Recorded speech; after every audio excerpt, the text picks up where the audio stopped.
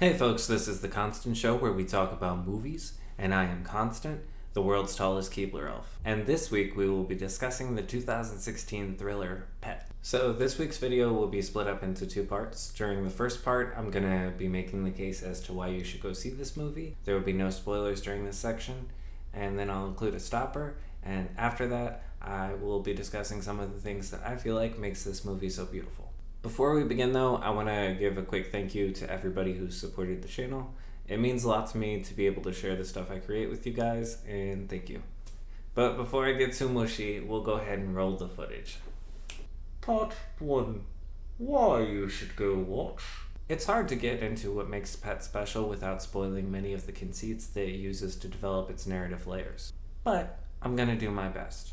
So Pet is a very minimalistic story, meaning it doesn't use a lot of characters, it doesn't use a lot of locations. Most of the action is focused in the singular room. So it's heavily reliant on the performances that the two main actors in the movie give. Our male lead Seth and our female lead Holly. Both of them give pretty strong performances that are compelling and definitely worth watching for that part alone. I think they both nail nuances in the characters that they're playing, and it provides a lot of depth to the storytelling that's going on. Pet is kind of like dark realism, and there's this element of there could be people like this walking amongst us and we wouldn't even know. But Pet doesn't stop with the initial horror of that revelation, and instead plays these characters off of each other, very mindful of the psychology of each of these characters and how they would interact in these situations. It takes a deeper look at these characters, and because of it, it causes us as an audience to do the same thing. There's a lot of twists and turns, but each one of them feels natural and earned and merited.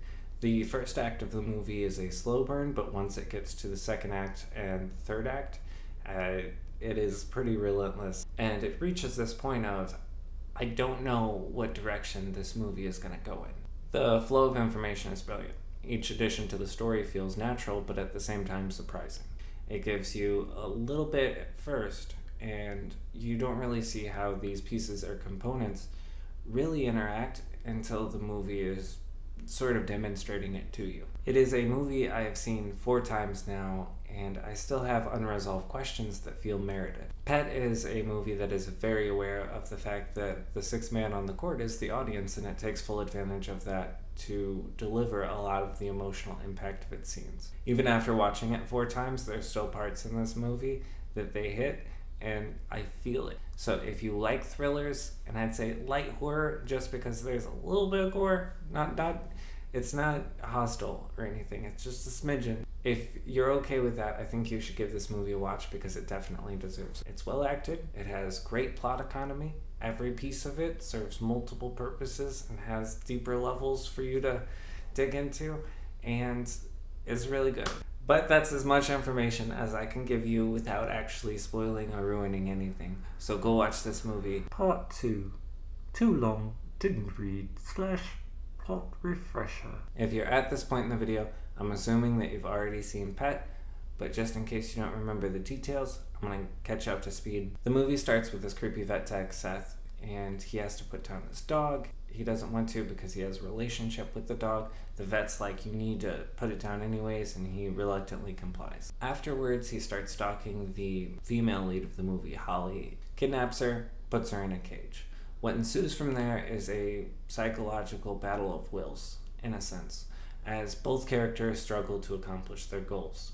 For Seth, he wants to save her and stop her from being the killer that she is. Her goal is to either convert him or escape. So the psychological battle plays out. Towards the end of it, the security guard comes downstairs, he discovers her. Whenever he discovers her, she distracts him so that Seth can try to kill him. He doesn't succeed at first, it takes him a couple of attempts. He's not that great at it. Afterwards, she tells him how to dispose of his body. Following that, she tries to seduce him, but he rejects her.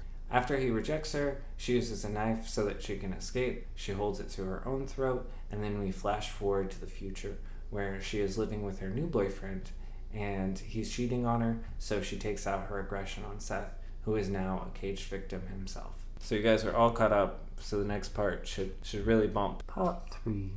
Why Pet is amazing. So why is Pet amazing. I think it's because of the versatility of its meaning and the implications that naturally follow from that.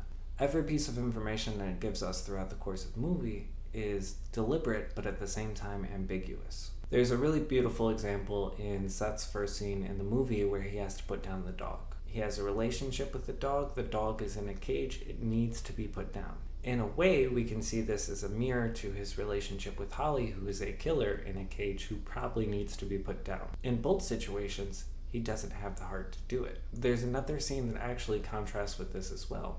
During the scene where he kills the security guard, Holly is the one that gives the order. In the same way that when he has to put down the dog, the vet is the one that pushes him to kill. We can think of that scene as exemplification of his lack of control over his own fate, and that he will kill if he's led into it.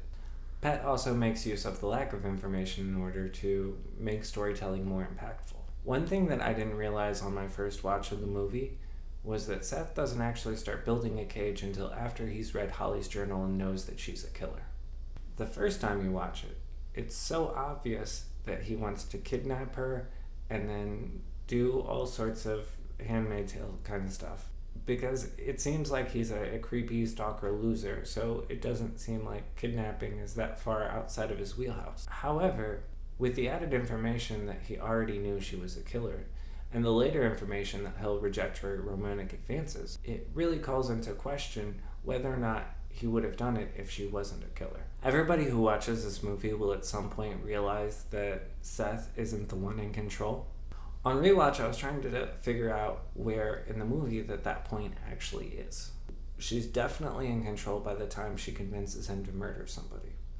But she's probably not in control on the first day when it seems like she's not eating and she's super stressed. I mean, she just got kidnapped. Even if you're a killer, that's a stressful situation. But then on rewatch, I realized that it was the second or third interaction that he has with her. After he tries to exert control by pointing out that he's the one who provides food and stuff, she starts slamming her own face into the side of the cage and says this is what happens when you try to control a shark. That early, she already grasped what was important to him, her, and weaponized it against him.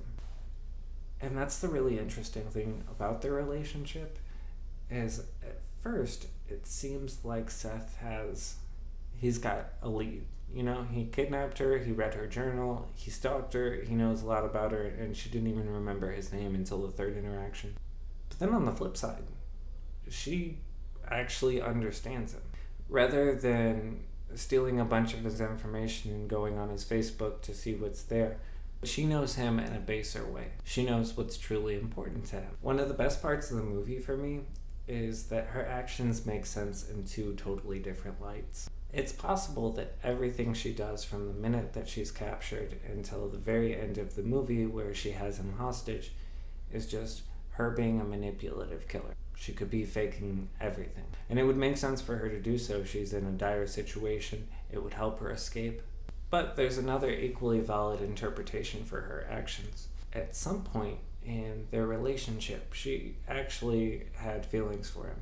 Again, I don't know if it was Stockholm Syndrome or what, but there's a genuineness to certain parts of her performance in the movie. A really good example of this is whenever she tries to seduce him and he says no, she's hurt afterwards and she says, "I thought you loved me." There's also another part where she talks about how she's a killer and she always was afraid that if anybody knew her secret, she wouldn't be lovable. In a way, him rejecting her kind of confirms that fear. So it's entirely possible that at some point she did fall in love with him and he could have been outside the cage, so to speak. But she says, "If all I am is a pet to you, then go." And I was kind of baffled by this scene on rewatch, right? Because again, first time I saw it, my mentality was that he's a creepy stalker, he's in love with her, we got a deranged fan on the loose. And then the second time I watched it, I think maybe he started that way. At some point he was Jack Bauer. She's a killer, go put her in a cage, jail her up. But then it hit this scene, and it didn't make sense, right? And then I kind of thought about it. I realized that he doesn't even actually start stalking her until his dog dies. What he wants isn't her. It's a replacement of the fulfillment that caring for that dog gave to him. She very well might as well be a dog, for all the difference that it makes to him, which is why he doesn't object when she says that at the end of the movie. She's important to him, and she knows this. But the thing is, she doesn't actually grasp that aspect of it which kind of explains the disconnect that they have towards the end. But to him, it's not her specifically or his interactions with her that formed this need to contain and control her. It's instead the ideal of her. He wants to save her like the dog in the beginning of the movie that he couldn't. In his efforts to imprison his ideal of her, he ended up becoming an ideal to her. There's a beautiful poetry to the ending of the movie because both of the characters get exactly what they wanted the whole time. He does save her in a sense, as she's no longer killing people now that she can just take out her violence on him, and she can have a normal life completely outside of killing because now she just has a single target that she tortures every day. And this duality is present throughout the entirety of the story. Seth, the creepy vet tech, is a predator in the sense that he kidnaps a woman, but then at the same time he's a victim in the sense that he ends up imprisoned by her. When we look at Holly, she's presented as a vulnerable woman. You know, we don't even learn that she's a killer until like halfway into her imprisonment. But then at the same time, she's way more dangerous than he is, clearly. The female lead supporting friend is an antagonistic memory of a person that she killed. Nothing in the movie Pet is what it first appears to be. And the more you reflect on it, the more you realize the fault in your assumptions. And in a way, I think that's at the core of Pet's brilliance. It tasks you with answering what's genuine and what's fake, what's truth and what just appears to be. And just like life, we can never really get a clear answer on a lot of the questions. But even if the absolute truth is outside the possibility of certainty, there's value and merit to asking those questions, and we can still kind of learn from them. But that was the movie. Those were my thoughts. I hope you enjoyed yourself, and if you guys have seen it and you'd like to talk about it, please comment in the comment section down below. You have a wonderful night. Goodbye.